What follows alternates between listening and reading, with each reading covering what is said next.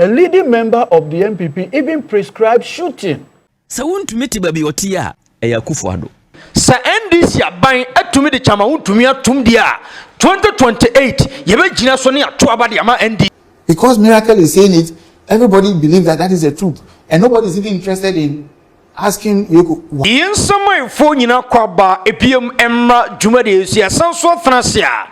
and some ekoso oh my ganam as usual. Yadini nyina ebra ayfo and what you know abusuan panikovu so adumi aya kradwa obabe papa in seminim obabe biebiem na fe ne yadim nkomo na bibia aya kama His Excellency John Dramani Mahama en komo bebre ene freeman pani asoye ba Deputy Attorney General ababe din komo asende strong warning at the ama NPP amaruko no ose after chama Wontumi case no afei na cases ahodo ebabe koso amanfo ebabe dem womo mu disika ewo na nadodan Akuffo addo address ba quick one yebe borum na edin komo na afei na information a efri ho eba Bernard Ntwibu asiako chama Wontumi ere nsem ere free na so ye eba all the way from in Sawam prison quick one yebe konsona afei no ye din komo edi adwuma ena aban yi edie quick one yebe borrow ho nsona afei no ye din komo baransa na no abusua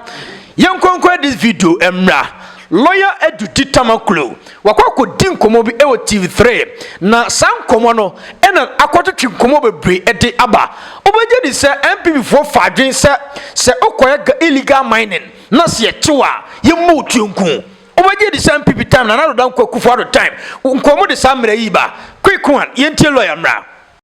I think the point ought to be made very clear that you see, if you look at this particular trial, and let me repeat again, the MPP as a political grouping cannot take itself away. The attempt at politicizing this trial and saying that Wontumi is a political prisoner, I think is unfair. First of all, the amendment. So the quality grades was also unfair. The Minerals and Mining Act was amended in 2019 under Nana Addo Dankwa Akuffo Addo to enhance the activities that will ground this offense and introduce stiffer punishment. It used to be 5 years. You brought it to 15, minimum 15, maximum 25. That thing was done by you. Was that law passed for political prisoners? I don't think so, Fifi. You designed a law. In fact, at the point, a leading member of the MPP even prescribed shooting, death, not even 15 years, as punishment for galamsey or illegal mining. That is the extent to which you guys went. So why are you trying to bring the NDC into this conversation? Okay, abusua kwakwe mamu akwabai mejoso ene nsem no doso baransa na no enkomo lawyer edie asa me yema hyemi o we na yam hye ne sei anyi kwato ma yam hye wo eya de ye MPP fo su no omo bai eti na yam hye ne sei obi o tumi de deputy finance minister akoko to achi na tumu amu akowu afiase Victor Solomon and this ni o deputy finance minister and na overrated na adwane akwa tran hano ano mame nje ya hwefo nyina de nsem na owura na eka no no aya no kuro todo jisa na oni Ghana jisa na won parking kan jisa na won pa atie eni ni po obo ni din ya bekwai mra hye bedwani Joseph Osewusu okay bekwai mra hye bedwani Joseph Osewusu ono na sem no oken operation shoot to kill one one ama me kura metra ha ekan ses wonim nyansa confess adwene ma because mo manyofo mu wi o man sika edie no yehuma yenkumo but dia ono no akwada no okoye sa agadam se ne die yehu so agadam se ayenkobo ntuo ne yenku no en wonim satri mu poni adwene nyina no o ma no ma dwene dasa na ebe political figure bi te se ontumi o no omunim se ya memenu mie no ye ordinary Ghanaians no ananka no omo hye sa nkwase amra na de amaye na sadia nema wo tu amana no sa o dia no sanke yense Mordecai wo so no a wono a na kosen wo so no ebi no samre ya wo kan wasem yi na ye 3 years pe 3 years pe even there was an argument say come fan ko 10 to 15 years the same NPP or say chairman Sabonsu. No, no, majority leader. And one sorry, no, no, 10 to 15, sir. It's here from 15 to 25. That time no munim say. Omo ankasa members ni bi ye galamsey. Right. Not ye. Na don't go Akuffo Addo shield the woman. And woman him say NDC aya kramaya opokwa esin nanum. Adentra. Professor John Evans Atame's pencil. Akuffo kra went me anten one people. But during opposition in campaign, woman can some nyina. And so by no be father for all. Minianum, my brothers and sisters, no ja hokoye. So I am John Mahama. The first time, almost look at the same thing. Siko mudie, or also some. Went me and Chano Macra when people no koye. That's an NPP from John Jakunku 4 personal. At the Babesin and Adam Akuffo Addo, and Nippon 11, including Muchachikata. And the deputy finance minister, Bako prison ye. Now NDC intimate prosecuting the Baba Okra. And they know, John Mahama second tell me, and was sad born to her. Now Ghana for the young try near said the all can ever far. And bright for now, no, a fact. Meme try catcher say, Swoon to me, Yashe Krana, Abronye, anyone to me, a Munjeri Mubaku. Because a new man no more Yania dance a warning in our nature say, what would deserve jail? And then, Yamiada Roma, and your rich hunting, and your monka some moya ya modeto, ho, Tieniepa, more as MPP political party. Majority leader and number be a koso my Ghana mrashe be fie bia ha no edom kumani ni say adentra so one was say there are some certain things and as laws and ke bia nkoma opposing but ododo no depose enye enti mera odi oppose enye ye ompa na 137 promote me jom na so the sabra we buy enti se ne upo obi no blame nu a Kona go blame one kasa one people for some quarter say yes ankwasi amra no no wode to ho no na nyame adaroma temani oba ya no di djuma from so be na NDC aye na mi bi say enti san kasamra no aye adwuma enkatama wontumi nkia bonu tuaku no say Joe Biden kwasi nsusu ye no ode ba ye no because onim say aye amansie premier wono ani constituency no sa boys na efa so kakra bi no mafa aye hairpine no mo dia kwasa anwane bi no mo hwane no onim se wo mo na wo kasa operation shoot to kill no wo mo dia tele so wo mo ne abusua wo mo dia wo mo ne ayi etinkie nkoku wo mo anu otomto no oku wo mo enno ene nkai wo mo de ye adwuma agitum ne ye ne mra se monko tinkanenka sojafo 9 months no mo nam no wo kwa nkochi obi o se ade ne kokoto na pay no akunu na pay no kwa tinka wontumi de nkasa me nko no mo di ka akunu so it is so real ofonsa no ahwe wo de adentra ofonsa te se nipa it is a wo ne de ahwe wo de ne mu se sade no ye anasa nye na nka Joe Biden na mu babi ana koko di sansem hunu ni bi ana kamera na eche na nka yeshutu ne yakunu a kobon sasa wo ye panyin na wo hyemra senyansa evi ye constitution na da ho no ya ba beto so wo de se ka akora to nipa mu ni mu no obi enu wo kwan se onu nsu kun bi but obi nsu se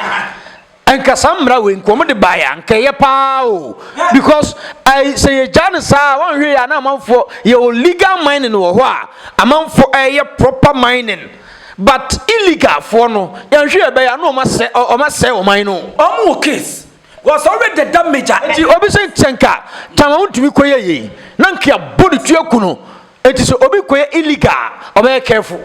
right omo case pa if you say so already the damage omode ma yensuo ane yensase na bia ka yenuane amen nansuo aye nom kra no aye asem no a sa nipa na wo sei asase no so wukunu a enke yeyie nanso me abusua mete ade samra no no matter how you convince me menyintumu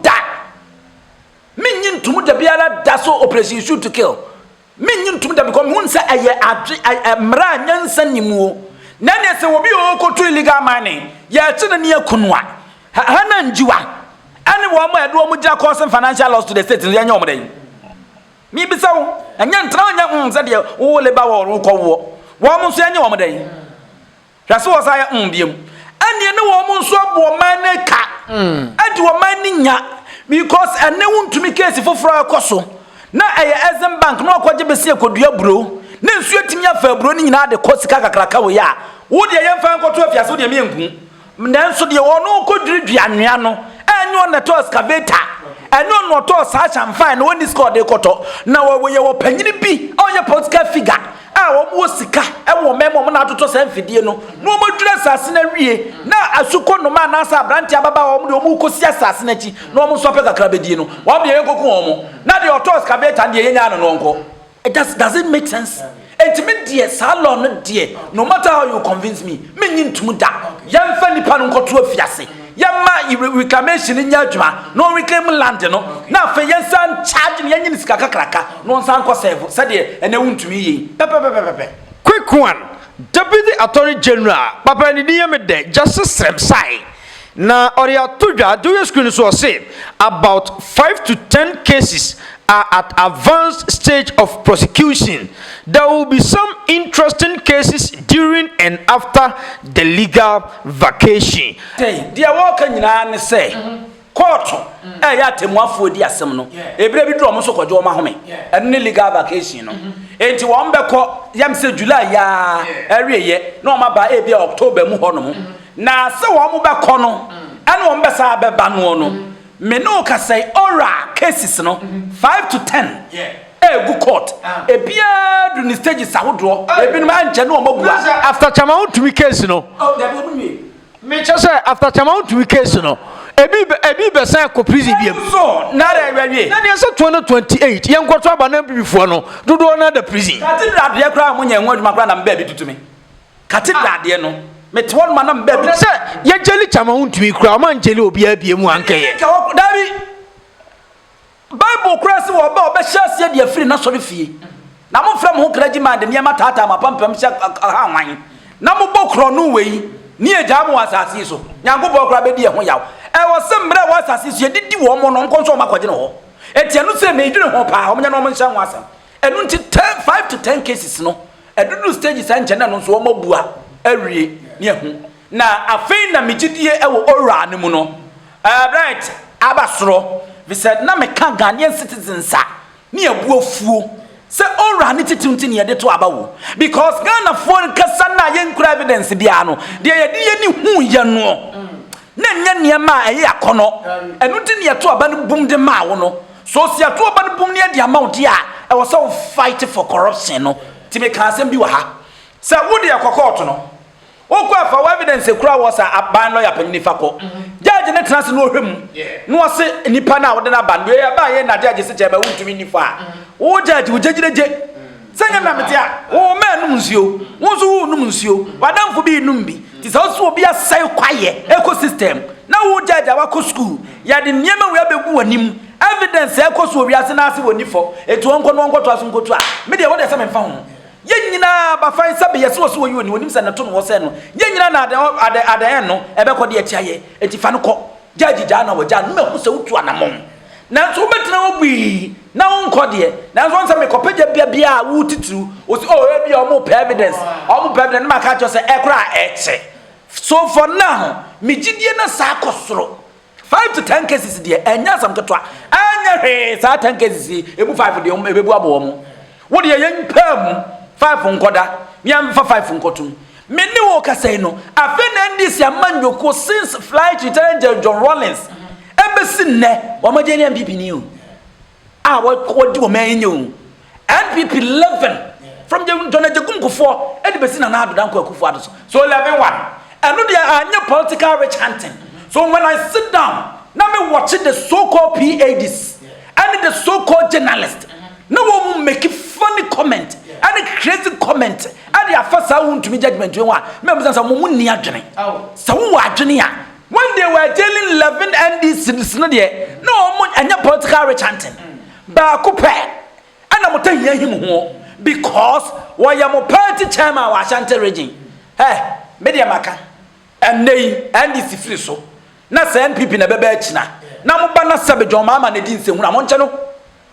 sana me rene ne ene se ba omi di nsehunu na mra no mo wo evidence amon fa no nko na na do di nsehunu na mo evidence amon fa no nko na mra ne nko kasa sa ne yerehwe ene no se wo po bi no ablemu no ade afa Wontumi die hu a se de anuanom bi kana o mo de sobo no bobo NDC na wo mo wo so mo de sobo no bo wo no wɔn kɔpɔ na fam wɔn ɛne yɛhwɛ wɔ mmra amanfoɔ di nkɔmɔ sɛ enkawe kura no ken kote na nado dan kwa Akuffo because Akuffo be ka say chama wontumi enya involved in galamsey bia but ene yekohwehwe mu no oye involved that means the president nankasa na wuye bi na yetewe mra sɛ wontumi te babi ɔte a there is only one person who blame no Akuffo. No other person should be blamed. If you say emra asenso watch as abugina po etwere okrata we ekere say ne emuntumi eye wo galams nimri forest illegal oni authority no enti onyae no in 2023 Akuffo be kan publicly say untumi nye akonta man enye hwe ewo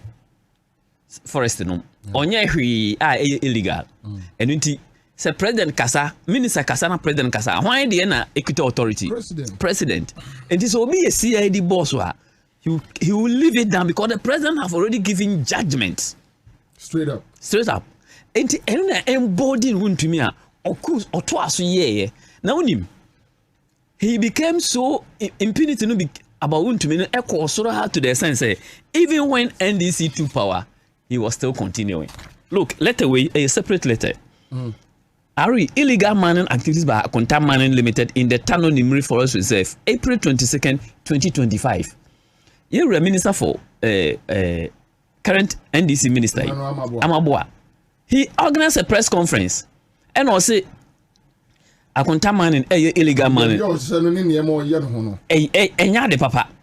Oh yeah, you know, they came out. Won't mean in Crawford by out saying you know correct. And on a man Forestry Commission a release we say they need three things to do mining.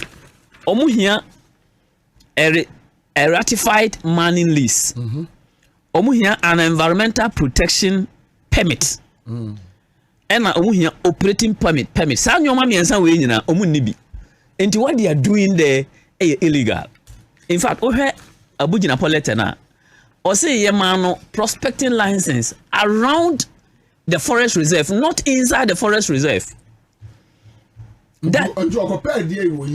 per day inside. If you say the impunity not buying a woho, and to me buy none more can only seen any mini about no more can say unya to me and chess or money or dear. If it's a 2 minute a bit through inside a bit chum, but man will be there forever. And the impunity with which no one to me in your mano because President Akuffo emano sa opportunity no. Look, there is no appointee. In fact, there is no NDC member. And your man MPP for ye no. Obey 1/10 na President Mahama for Hundi. You dare not. You see when you see President I had to send your boss over NDC for ba. Say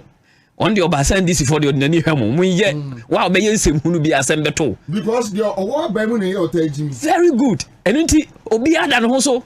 obe what a scandal. Everybody is scared. Even with that, one my indication say oba be reshuffle. Won't you set up?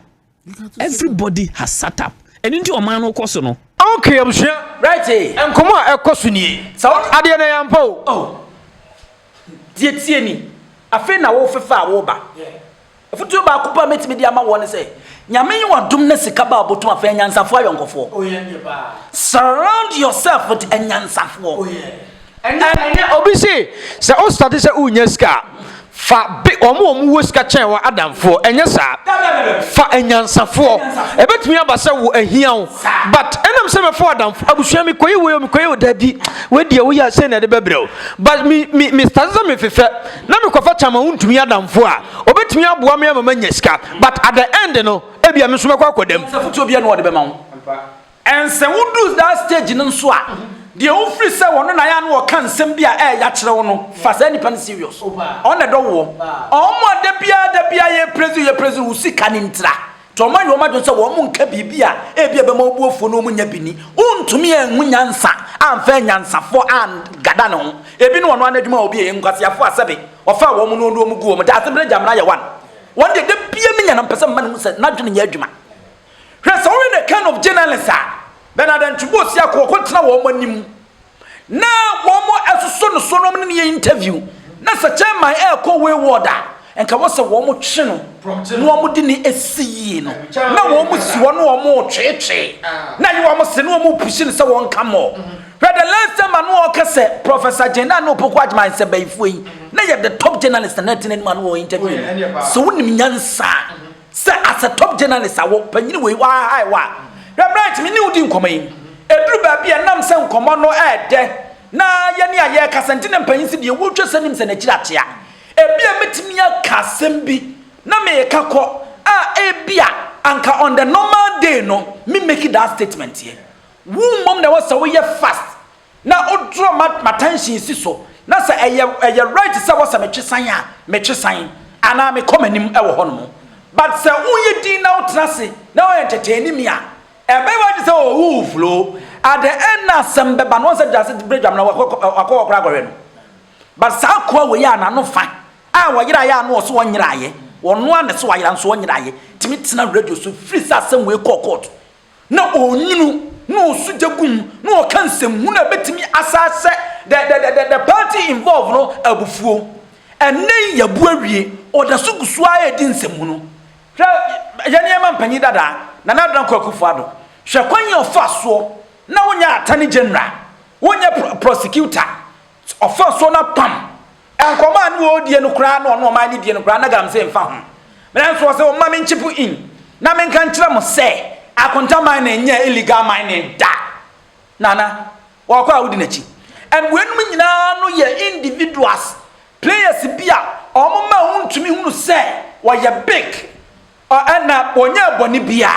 e wo hono mo obi ti se Morris Ampaw se wo lawyer we se wo no e ye wo lawyer na ono obi otimi di sabi ahemfo wa santemantam nyina atam na oyo lawyer usa ma na konya mo tra radio no so a e de na beto bright enti untumi enya sika but na wo mo disappointing pa na mo bia fancha NDC de menua ne kamera ne ya adwen na na do ye first figure ori ono ane central for peke wo mo ono mo nkodi nkomo ebi mu se Akuffo ro kra no yenye investigation na se omroso ene se fata but sans hunu law no may I call it senkwase law ya dia share 1992 constitution era man panyini bi na we fra kwanya so 3 years ma ya wuntimi prosecuting nyansa nim because am for say power na chama wuntimi nyaaye no na Akuffo do tanachi bra enya ansemu no omo kame se asem bi ne adanse ya yetwa asem no bi ne de adanse ena man panyini won ta kira anka de na wasa wo yo e wo ba bonte besanity abra investigators enwie wo investigations wo influence investigations enu nti bema de mo de ama no kra so onye investigations man panyina di ka kan se dia me na na me ko kan se yi o ko to man panyina no awofom enu nti na nadu na nkasa so wo pake alupre wo airport nie to convoy dia ko fa sai wa broni na nam kan o pe evidence akona ko tie sai wa broni ni Kevin Taylor interview na Akuffo ne de namba na oni sai wa broni tie alupre mu private jet akese na odu man ni sikesi cathedral abra wo man na nchen so mesi cathedral no nhwemu be na church apanyini we say so mo kwotena sia no mo akoye sebe nkwase law and sa constitutional review committee no sa de we mante hore banyimfo muturu mo fufuru dwuna mo bobo PhD mo kwotena se ne nya review a we de mantimi amfa ama na mo nyanto presidential term mu amfa nko 5 years de mo tren ye fast de bai na sa president ni ikunya ne a ne yetene ho 5 years but san kwase law we na state say se mampanyini bi bedi nsem hunu a this wo fra konya so 3 years achi anta na yetimi aye ni nsem no na bright bi bisa ho na na do Akuffo ado tiwi ena 3 years achi wan kra na be ka de waye yesi asem bia ni wa ba ye din na wotwe da enti afa na 3 years achi no enti na is 2028 ye fe na mo ko fa na sama de aba wona be wu sa Catholic Bishop Conference hona be wu Pentecostal Council hona be wu Muslim Mission nyankopon ba akokra ba Lawrence Tata asesai wose mampani emfa ni dibra no create friends ma on fan create enemies who make this statement for what okay and nina is about Wontumi case yo Lawrence Tata who suffer wotia so dem a member akonye mabra yenye no wade kura mutimi tun se no obi say o manager padie say yi brabontina bega say use your position to create friends for yourself not enemies. Those clergymen no mo from clergymen no wo no beba bontin okay say o we dey mampanimu nya no wa serve o man no mamonye masa mom yenwene ye video emra e trend pa obi se MPP for na nkasa wo hu o madwen o ase omo ye confused political party na de ehwe de ntia nipa ne kasa mra obi nkoma ye die mu na no se ye kase ayaban ne tu ma me ka man pani na nado ene I think CNN and BBC ekodi nkomo e ma sa arrest musem ye bi bai say oye political arrest na asefo na owuchante krofo na kan say ye ka say ono anyo ono na di nipa to afiase your man mra o man court na yes adwuma no meaning say the judiciary need the ho tisa asem no kwa o mu gina asem no ebedie no so no mutumi de bu aten so nipa ndi fon dan so dibim enti say ekoba say ne o ka say ye endis for the do two mu a does that mean say NDC for a bia mo abresum do wo so court do wo tum no eye mo na mo no tum ana se no de court na do wo tum NDC abai e de Chairman Wontumi atu prison ene yakosra NDC abai na no tum ya fana famra kwan so do you believe in the judiciary NDC abai e de Chairman Wontumi atu Uji omeyi court shishe no uji deeper say NDC aban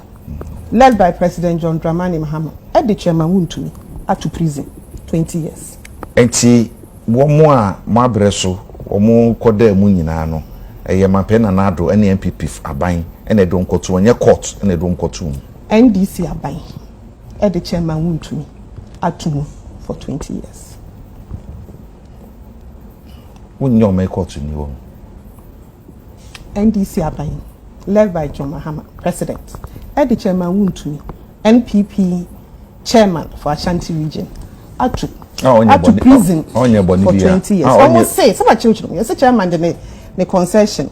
ono akwaje ono go serious note ni ya sha na hwesu ye amobi akwa di akwa ye mugala say enu hunti NDC aban the Chairman Wontumi atu ujidi se ye kan se NDC aban NPP aban de asemese no so bentin atomu a ebeboa yen ana se sa na tie in reality sa na tie ampan pa se wo mo party no se na kwa se aban ho no se opponent koda fiase a na sa aban no ene mampani wo sa abre no ende de kotum na mo nye mra de kotum eye amanyosem ti odipa na di boni oni boni o betan wo ti bro be kwakotum possible sa wo man mu NDC aban ayeti susese the Chairman Wontumi NPP regional chairman Ashanti region akotu prison 20 years said na tamakro na nado dan Akuffo ado na MPP aban na ni tuma na support na ni tuma that's your cup of tea me dey na maka chiro bi bisaw NDC aban the Chairman Wontumi atu said na tamakro former Maslock boss ono na nado dan Akuffo ado na MPP aban na ni tuma na so mayi mra na ni tuma aban the Chairman Wontumi atu 20 years you be proof for kan yanke yes sir me maka na maka okay abusua afei se wonte sa bible asem no kan ye no sesebe ne okwase anya chinyina o se ote ase ene ya oni bibi sa NDC aban atumi de Chairman Wontumi atum dia 2028 yebe gina so ne ato abade ama NDC kwa bontina ko yo survey enam ni uka say new survey musa dan kwade aba about tribunal 65% of Ghanaians say wo mu jutu memra emu 19 pene so wo mu mpe na sabi onya kromfo yesi de ade e be chia kromfo ba wo say ade na wo de be chia kromfo ba me de memfo so na yesa wo de be chia kromfo wo ye kromfo yesi de be chia kromfo tribunal no e criminal cases no ne other cases na ebedie wonye criminal o anai enti Bible says sabe eno akwase anya chinyi ebisa emfa won ne obeka ndi obegina na obegina onse menua nsentwani o ya ade pa edoda na nkoya ya di wo matam ti we mamma na baso eja kwabena wo refer ni to the another Akuffo ado kaaye se president NJ will be enti NDC for no so amodo omutu mu no na no so ya political na was the NDC for the omatum. And when you have such communicators no more communicate to the nation and one of the new trust no emu say saya anyam from so see to about the NDC because sadie we ya maame we ya ye no so new trust 10 to abama na me no ka say mu 5 ko because omo trust ya wa make it any sense bia wo kan sam dia kire say wo the 11 ato afiase as a political party and no mo de ba kon ato afiase nti wo de yanyitum say a political imprisonment here enti de abon so mo ye no na a political imprisonment ana so wonim nyansa as communicator pe kwa bi so kra nanka yawodie ni siesie no na hye na taade even though it will not make sense but find your way na make bibi ni hu sa the lady is trying to making sense out of foolishness but where there nsomunu na even though me pay kire wadwen and nana kwa Akuffo ko interview France 24 ya bon ha me tie fuare enu mbisa ne sase o se wono won fa nipa nto afiase aye the law ada wo ma Uganda law na firi ha na wo mu Uganda law ni firi eti da ku a na ha on say sometimes Srem people for ye nyina ye bompa ye da bia meka say democracy na ye ye ntimi nya with just one political party and na nya democracy enu ntimi anytime bia we have strong opposition party say ne be ya sa party na wa ba mu na form government no wo opposition party no obe ma ne to ada ho na ne ho ada ho no put on him on it toes say ne be obetimi aye adwuma but the NPP ye ne mu ha pa emu ha pa I'm telling you it is a budget you could read media budget shekwanya ben ya fa so no toto man sikasem and ye memoya den den tozi boya den and ye maybe one man mu ayeten ye kan no kura no but so wo hwe na economy no and said ye papa be read comment no now do ani toto na wo hwe now ne toto mu de hu na still wo babonten ntimi nya ukoduro na beka senya order Ghana and said, "You're come some now." When one can say, "Okay." Meaning, one party. Attorney General, we a deputy. We team command for miracle aboagye ho. Now the team komo imra. Recently, what's his name? Miracles. He came out to say that nobody questioned him about 55 million. That it was questionable, and people believe that. People believe that because Miracle is saying it. Everybody believes that that is the truth. And nobody is even interested in asking Yoko, how do you even conclude that is true? And you see, Yoko is not under any obligation to be responding to things like that. Law enforcement, we are not under any obligation. At the end of the day, we will bring you to court. We will charge you. You will have your day. So whether we ask you about 55 or we ask you about 5, it's not even our headache. Eventually, whatever we find on you, we'll bring it to court. At that point, we have had situations where people have said nothing. In the end, did they not say that they want plea bargaining? When they said no, we came back, they just kept us there, they didn't ask us any question. But the moment they are charged, they said they want plea bargaining. So I want the public to understand that law enforcement, because of the nature of the work we do and because it's investigation, it's not everything that law enforcement can respond to. But that doesn't also mean that lack of responding to some of these things means that the person who is saying it is right or is correct. That's all I want the public to just be very aware of that. Is Dennis wrong in that when he says of course, he is completely wrong. I mean, you cannot say that he was not questioned about 55. Completely wrong. Was he questioned on the 55 million? Yes. I see. So he's very much aware of why he was kept in there. Let's not even go further. He's very much aware. I see. But what did you think about how his bill issue went? You know, he was in there for a while. Then there were demonstrations all day. No, demonstrations are rights. Yoko. Then in the last minute, in fact, they had predicted that Yoko would only grant the bill after, you know, the officers who were supposed to do the work had closed. I'm not aware of that.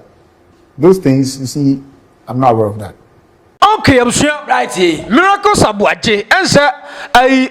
miracle aboagye person or no to asemo. And come Attorney General AD.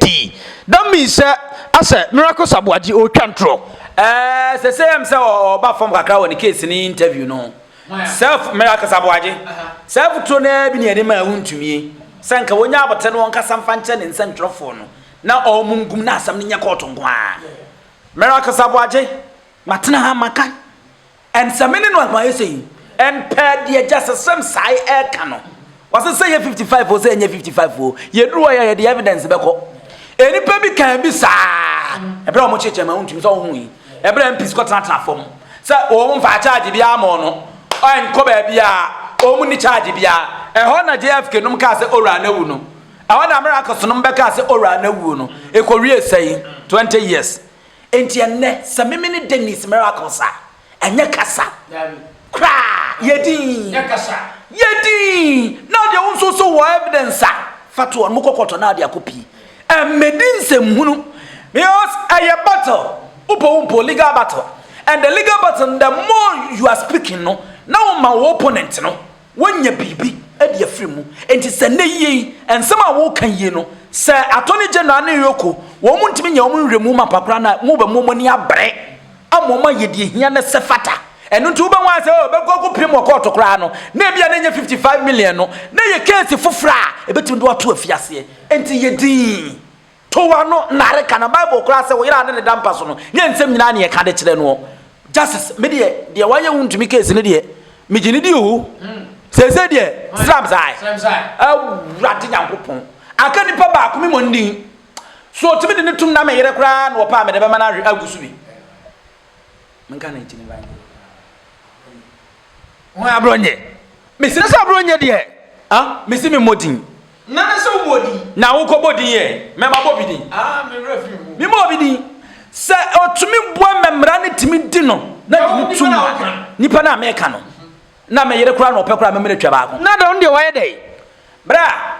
ye woni pe bi wo ho ma ojammom ni yo Baburu regional chairman o me mo obi adin me de minim ma na pe Baburu regional chairman professor bi na wo pie wo na won kro professor and doctor na ai on se omoto abama na mani je ho pa so atiase ye woni pe bi won ma omo try se wo be cancer be ni kwa se wo ka right me ti hai there's no way me papa wan hwe me kura no wo be ka ne onye ye e de to no so amani be je ho da mani nye ho da President Mahama ni dibiro we na ye nya suko no manom tratra ho kasa wa ye foster timi de toma mpanyin so se wa oni obi awo and one nipa no one na woni din onko no so oni ni chief of staff anasa na damfo anasa ni bedi oni nete tena so ye allegation we na at the end ye koto ba setim be kan some the fa bato ansa ye koto we na ye koto we tira and this for nyina age atum se na ye koto ne sei now misinformation misleading na samra ne ntimi nso mu na mra ne ntimi no nya ne ya ane ne wo man ne yetimi sai e wo se mra ye adwuma e serve deterrent ye ade emma ades no ene be no ka se wo po wu mpo TikTok wo no nyansa abam ene nyansa abam because of ba kumienu bi ntino this wo mo gu abroche wo na wo do mo free say wo mo de bibia nti wo mo no na aye den ya yesi anoma wo wu an ntakra e ba fom nya de abeka wo daku beba be piem na be piem a na abon sa mra bi wo hon ma e betimi no adi enti papa yi migiridi onko so no mo na dwuma quick one answer na ebe wie ne yenko video we mra wo mo ye sachet water pure water na ye nom no abusua Ghana de ye wo entina typhoid addo na nse yi but doma wane na ban na nse wo mani abre na de ye hwe ba bi a ye pure water wo de ye hwe mra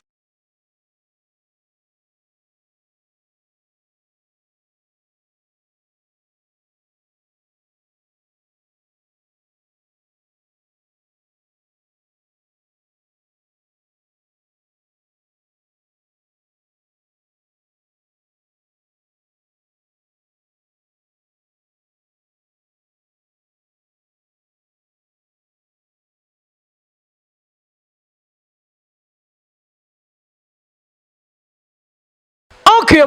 enti won eda no argument bi ana me no ye ne ha arawo se wutu obula na won ma ye ande ba wo de wutu abomoden wo sa no a wo fridge buhem na hwe kula ehina na punum na segum na hwe aye beta asa sanso na etototo no wabonte na sachet water no sa hwani she ne hwani water fro obi wo tank na ko yemu abuto bibire nsuo na mu a ye bugu roba mu ye nom and so tank na was sanka bra no mu fro na mu wuru muo emu ye trotro to se satroka ene nsuo na mu ne ebu ma ye nom onim James onim bacteria sa wodo ewu ma ye hu afia ni hu ye nom ye nu amu ye nya hwe saa bia ye o mebra fi nsuo yi company ni din kra hwe saa bia ye we hwe nsuo ta ho and onim apart from nsuo na anya na emu aya apoto bibire no hwe facility ho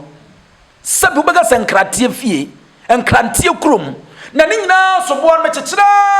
na mde akobo wo mu esese ne fata wo se wo mutu ho anamo ena me no kasa yie so nim se krom ha no adaba fo je shantia de o mo pe obi timi kasa mo kwa ne nye enti mimi se ye ho ye se kwa anye enti 6 cities aye je adaba fo se 10 cities one twan so wonya bi mfo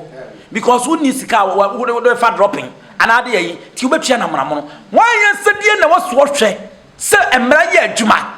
se kasi kana ya die no ya beje de ya dia empanyimfo na twetwa wo nsa no won mada a wo mutonko because obeko no station master na wo meme atwoma agogo ho no wakoje tefe kakra de free drivers no eti cart mi besuo na station master na aka se 10 cities why na wo sorry we ma ye fa sede food and drugs no wo ma sede pa ne sei e wo so ye de ne din ye de anwe taso ne nsi ye ho na ye de ye adwumaden ena wade ache dwade ko na ko ga tese ho wachi na ordinary citizen ye said ye kan Ghana ni bega ye say gata ho wachi kra na ede adwene ni nya adwuma awon san ni si gata mu a ho abesi mu no so no abeto no akwa akodi nya ya de na we abroche fo am hwe ubetime hu ebu abroche you dare not abroche ba this a Togo abroche ko ka abroche Togo no nya abroche ye wafuru mamu ko amamfo foro so eye Togo na aka dia fine abroche abrofo no ho South America, Europe, Asia ho anase fangene. Ensi da. Ya hano ya jeja niemem. Obi won ma me no ka se na wonim so yes ahye water ni bi. Enso register. Me ka se ba ku bia me ka se wo mra. Ni amo na jotende on da uruma no. Ka che me prince on register nti osuru ara na obeya na o ma ba be chi no. Wonnem kundru ase. Embanfo hu sansuo ni nyina. Ana eko. Enti mesre mpanyimfo. Ya de adwuma hye nsase food and brasa ebia nie. Tisi mountain so nwonwurawura mu on announce visit na mo fan kokko sa companies and no wo mo ye yensuo eye ye nuane no ame ba wo mo tototo paano no kwagu wo mo titru sa aye bakery for no ha amo de ha wi wurati nyankopon go there on announce na ko we bia wo mo to paano no no mo dia paano nso ya nhoro ho uto ya na ubu ahye wanum ko we bia ya to paano anwansa ya tuatua paano no so ansa na dia ba bontama menu mienu ya kwakoto anwansa se bo gya na aguso wode bacteria na aguso awie udi akoye mbeda wo nyare nyame ene ye boye ho ban enye saa ke bia menu mienu nyina nke wu quick one ye fancy but ye ko ye be san ba sie ye nkarefo ana arefo ya kramo na ye de mosi ene ye doada Yankupo ni mu nyina ni mu kan e wo mu nnwuma so mu fie mu ne mu mountain so body free ni bu fibam onfa mu nkomfa mu amu go nkrofo man so titiro mu ni adwuma no nyame mu adwuma na otu kan na ni adwuma dia ya pa e na afi mu onso amu ga na ha mu ni adwuma no nyame ntu mu adwuma mu no ma mo na nkwa enko ani mu nam ni o hram za na da ese kraman e dia asema ni aye program awie ye kra na wo hram za e kom na de wa na za e dia dia mi abe fan ye na ko di so me ngo obusua kra mu nyina